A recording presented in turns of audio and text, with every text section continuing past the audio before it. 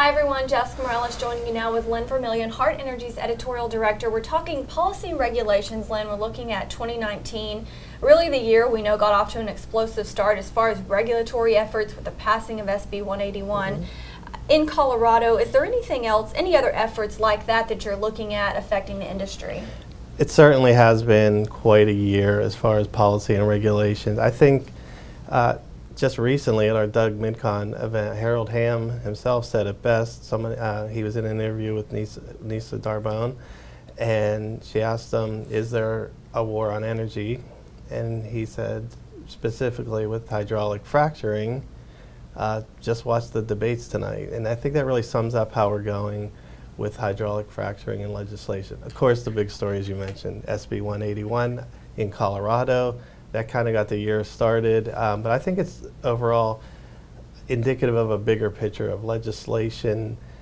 Really, I call it legislative acrobatics, where states are trying to use their legislatures to sort of not ban hydraulic fracturing in particular, like New York has in the past, but to sort of push it out, make it difficult, and that's what happened in Colorado. Interestingly enough, I followed up with that whole story during the summer when I was at the Texas Alliance convention in Dallas, and the answer I got there was, you might look at New Mexico and Pennsylvania following the same suit. So those are all very big shale producing states. So that's definitely something to watch going forward. And of course, the campaigns coming up throughout 2019.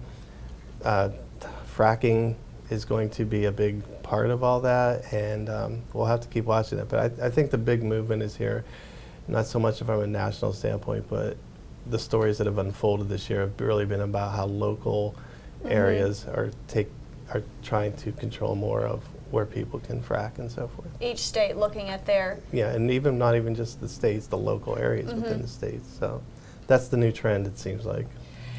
Let's talk about October. President Trump's efforts to streamline permitting of major energy projects hit a roadblock, if you will, in the courts. How has the delays in pipeline construction really contributed to output? What have you seen there? Well, output, not so much. In fact, there will be people here will tell you that the U.S. is producing too much, and we've actually seen it start to go the other way.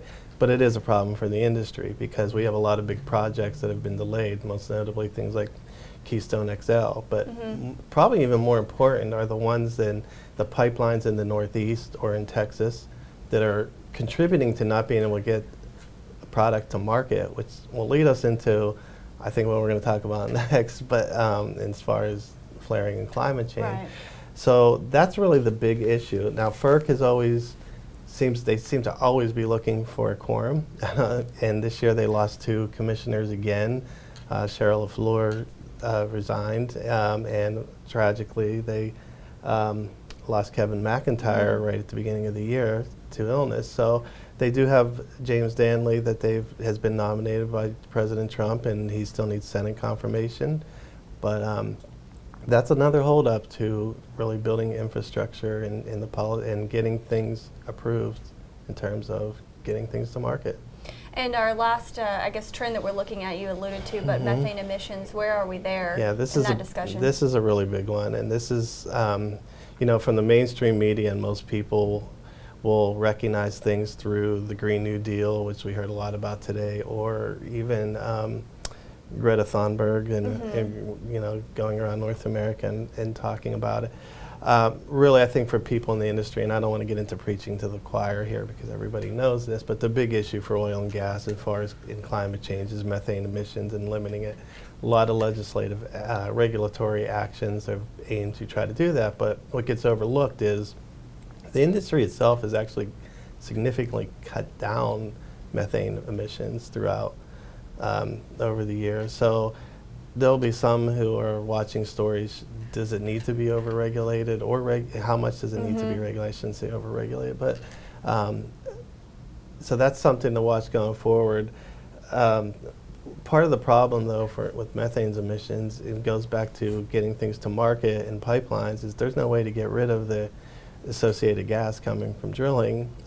So therefore, flaring has become one of the prime issues for oil and gas, and really is the grand scheme of things with climate change. That's the big issue for oil and gas at this point. So. And it is a process, of course, you know. Yeah, fracking gets confused in the mainstream and general public as a business. It's really a process to getting things out. It's not drilling. It's you know. So it's that's something that the industry needs to be better at making everybody aware of. Explaining that, yeah, really. So banning fracking is really just banning a process, not banning drilling. So you know. Well, thank you, Len. We appreciate that. And you'll find more of our end-of-year trend videos on hartenergy.com. I'm Jessica Morales. For more Hart Energy videos, follow our social media channels.